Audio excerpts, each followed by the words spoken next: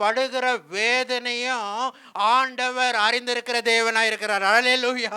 நீங்க சொல்லுங்க, என் தேவன் நான் படுகிற பாடல்களை அவர் அறிந்திருக்கிற தேவனாய் இருக்கிறார். அல்லேலூயா. அவர் சும்மா உங்களை கொண்டுட்டு போய் அந்த இடத்துல விட்டுட்டு அவர் கண்ணு மூடுற தெய்வன் இல்லை.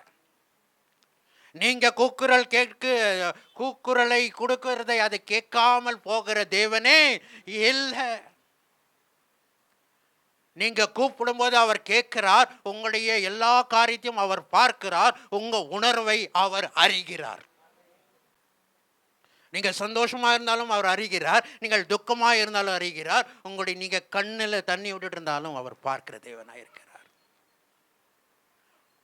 அந்த தேவனை தான் நாம் தொழுது கொண்டு இருக்கிறோம்.